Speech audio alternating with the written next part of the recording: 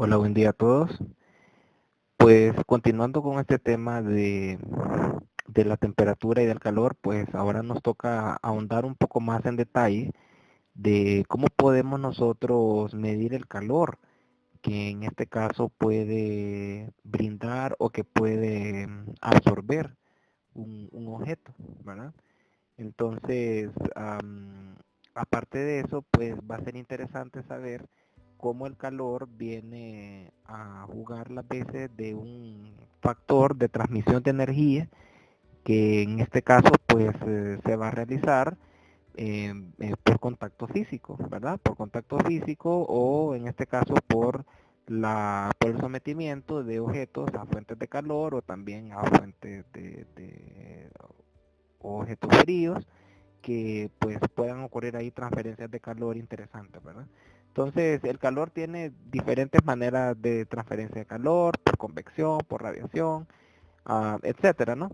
Am, y pues nosotros nos vamos a concentrar en cómo el calor, primero que todo en la definición del calor, luego cómo este es capaz de cambiar el estado de la materia, ¿no? Cómo puede el calor convertir a un objeto sólido en líquido y cómo un material líquido puede convertirse en gas a través de una transferencia de calor y también cómo este puede interactuar con otros objetos, ¿verdad? Y poder llegar a un equilibrio térmico, que en este caso se va a hacer con análisis de calorimetría.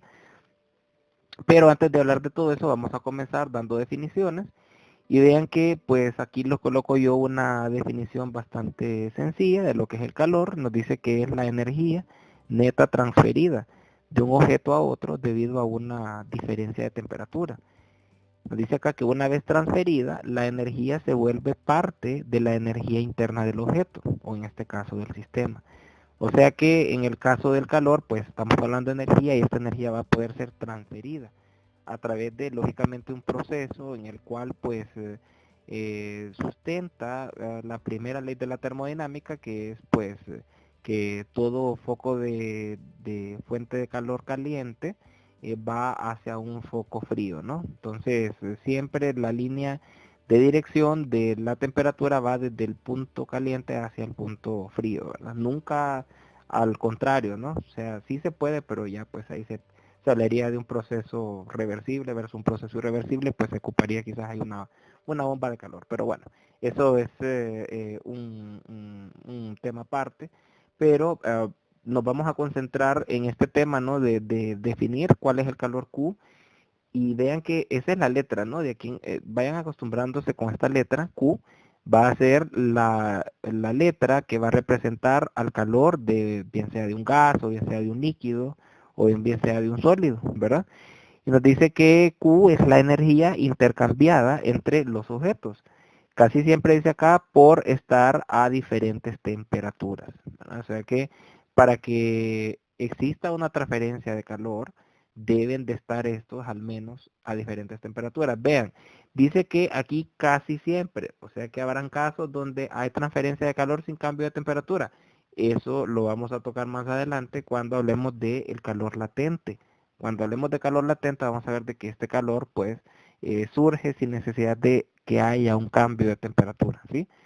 Entonces, vean que aquí les coloco yo una definición de Q, ¿verdad? Vean que Q va a ser la multiplicación de C, M y delta T. Y la pregunta es, bueno, delta T creo que estamos más familiarizados con ello, ya sabemos que es un cambio de temperatura, o sea, TF menos TI.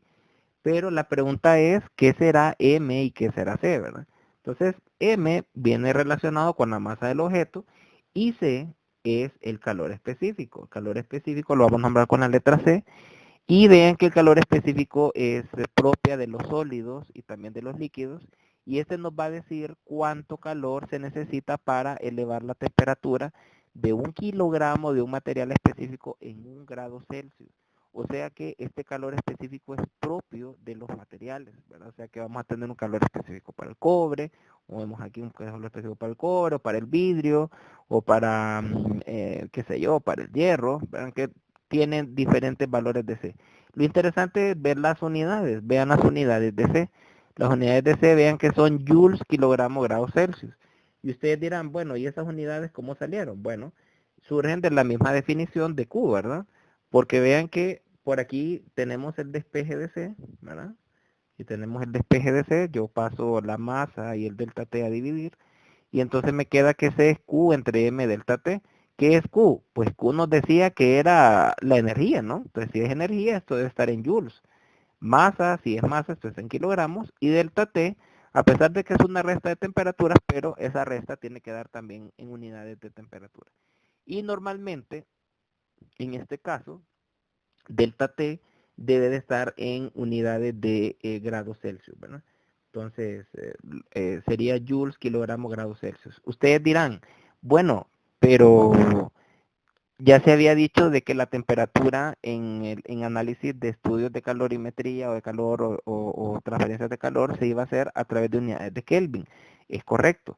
Pero da la casualidad de que si ustedes calculan delta T con unidades de Celsius, da lo mismo que calcular un delta T con unidades de Kelvin.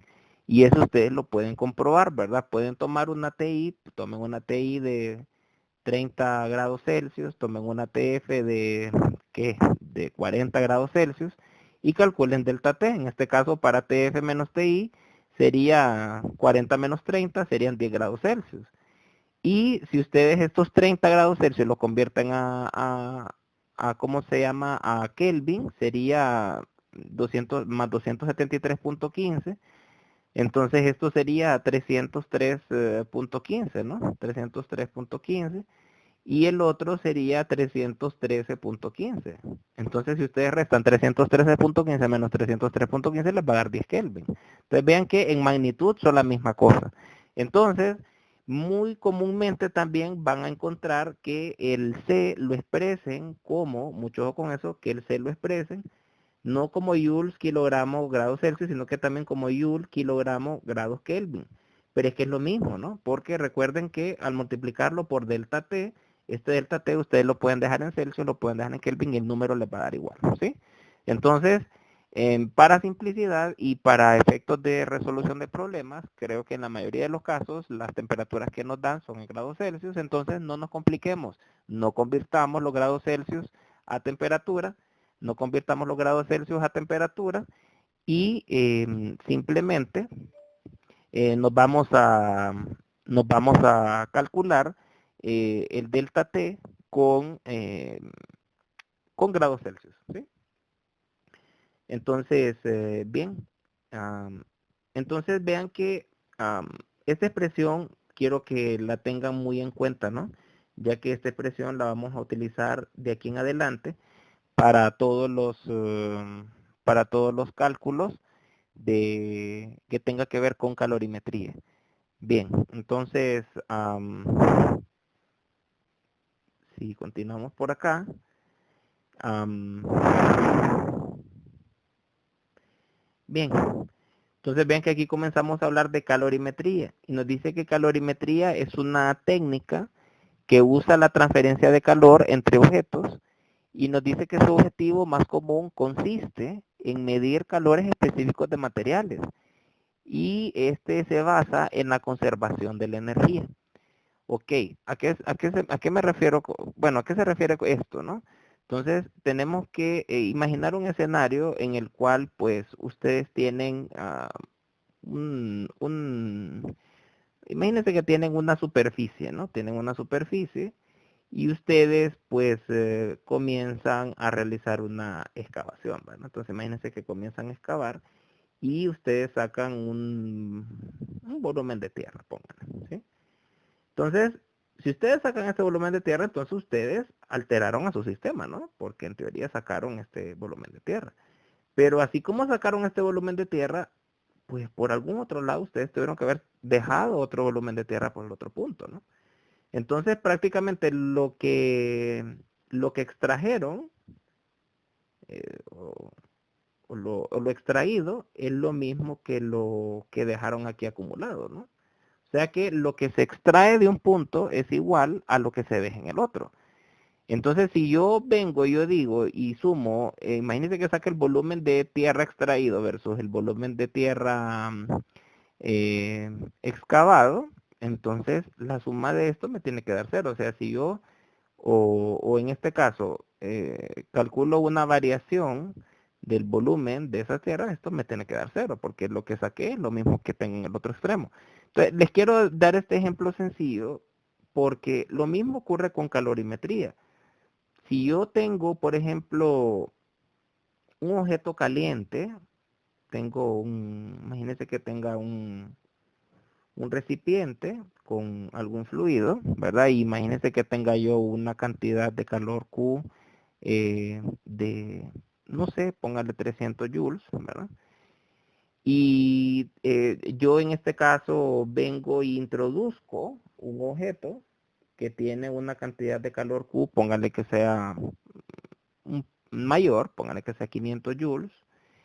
Entonces, lo que va a ocurrir aquí es de que este Q de este material va a interactuar con este Q de acá. Pero la pregunta es, en términos de la ganancia o pérdida de cantidad de calor, vean que al momento que este material, que en este caso sería el material caliente, ¿no?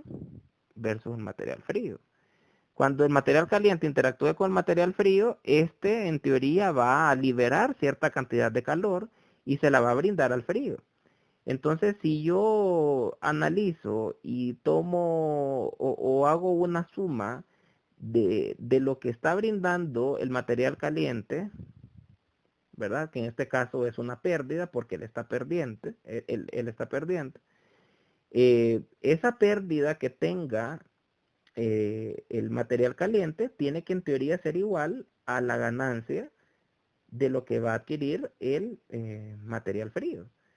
Entonces vean que a final de cuentas, si yo tengo bien claro esto, o sea que lo que va a perder el material caliente, porque va a ser negativo, va a ser igual al Q frío, entonces yo lo puedo pasar a sumar y puedo decir de que Q frío más Q caliente es igual a cero. Entonces, ¿qué tengo aquí? Una suma de Q. Entonces, aquí esto es una sumatoria de Q y esto igual a cero. Entonces, esto es lo que expresa esta expresión que está aquí, valga la redundancia.